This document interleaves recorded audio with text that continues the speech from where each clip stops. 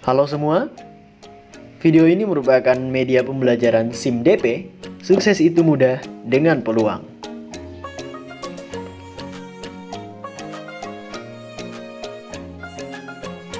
Nama saya Israfil, saya yang akan menjelaskan tentang media ini. Dalam pembuatan media ini, saya dibantu oleh dua anggota. Yang pertama Diani Ayunita Bayo, dan yang kedua adalah Ivana Longo. Jadi media SIM DP ini berkaitan dengan materi peluang. Kompetensi dasar ini sesuai dengan Permendikbud nomor 37 tahun 2018, mata pelajaran matematika jenjang SMP kelas 8. Mohon maaf, saya pindah tempat dulu karena ketika saya menjelaskan itu saya tidak bisa berdiam diri di tempat. Saya harus bergerak-bergerak ya. Jadi nanti mungkin saja saya bisa bergerak-bergerak di mana saja ya. Indikator yang kami ambil adalah IPK 4.11.1, menyelesaikan masalah yang berkaitan dengan peluang kejadian sederhana. Kami memilih kompetensi dasar yang berkaitan dengan ranah psikomotorik karena membicarakan peluang itu paling enak apabila dikaitkan dengan masalah kontekstual yang benar-benar bisa terjadi. Seperti yang tadi saya katakan, ketika saya menjelaskan, saya tidak bisa diam di tempat. Lihat, tangan saya bergerak-bergerak kan? Nah, tuh kan, saya sudah bergerak lagi. Jadi memang ketika saya menjelaskan itu harus bergerak-bergerak. Jadi, ya, jadi mohon dimaklumi ya. Karena kita ingin menyelesaikan masalah, berarti harus ada masalah. Bagaimana kita mau menyelesaikan masalah kalau tidak ada masalah? Kan? Masalah pertama, bagaimana cara menentukan peluang kejadian bukan X jika diketahui peluang kejadian X? Untuk menyelesaikan masalah ini, ada hal yang harus kita ketahui. Peluang kejadian berkisar antara 0 sampai dengan 1. Loh, kenapa? Kok tidak bisa lebih dari 1?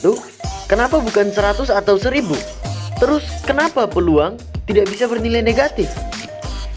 Perhatikan, satu yang dimaksud adalah satu kesatuan, keutuhan dalam satu kejadian atau satu kesempatan. Artinya apabila peluang suatu kejadian adalah 1, maka peluang kejadian itu utuh. Atau dengan kata lain, kejadian itu pasti terjadi atau telah terjadi. Kalau peluangnya setengah atau 1/3, artinya peluangnya tidak utuh, belum tentu terjadi. Sedangkan 0 yang dimaksud adalah kekosongan, kenihilan, kehampaan, ketiadaan peluang satu kejadian atau satu kesempatan, yang menandakan kemustahilan suatu kejadian untuk terjadi. Jadi 1 dan 0 ini bukan sekedar bilangan, melainkan menandakan keutuhan dan kenihilan. Kemudian berbicara tentang kejadian, berarti ada dua hal, terjadi dan tidak terjadi. Bagaimana jika peluangnya negatif 1? Mau bilang terjadi tidak bisa karena negatif dari terjadi. Mau bilang tidak terjadi juga tidak bisa karena tidak bisa dinyatakan wujudnya. Bukan utuh, bukan tidak utuh, juga bukan hampa. Sehingga peluang tidak bisa bernilai negatif. Peluang terjadi ditambah peluang tidak terjadi sama dengan peluang utuh. Peluang terjadi ditambah peluang tidak terjadi sama dengan 1. Maka peluang X sama dengan 1 kurang peluang bukan X. Peluang bukan X sama dengan 1 kurang peluang X. Selesai masalah pertama. Masalah kedua, bagaimana cara menghitung peluang penjaga gawang mampu menahan 3 kali tendangan penalti yang dalam sebuah kesempatan dilakukan 5 kali tendangan, dan diketahui penjaga gawang tersebut mampu menahan tendangan penalti dengan peluang 3/5. Ayo kita selesaikan soal tersebut. Misalkan peluang penjaga gawang berhasil menahan tendangan itu adalah PB, dan peluang penjaga gawang tidak berhasil menahan tendangan itu adalah PG. Dari soal, kita bisa tahu bahwa PB sama dengan 3/5. Atau artinya, dari 5 tendangan, penjaga gawang ini dapat menahan tidak lebih dari 3 tendangan, tidak kurang dari 3 tendangan. Sehingga dari 5 tendangan itu, apabila 3-nya sudah berhasil ditahan, pasti duanya akan gagal. Jadi kita tahu peluang gagalnya adalah 2/5.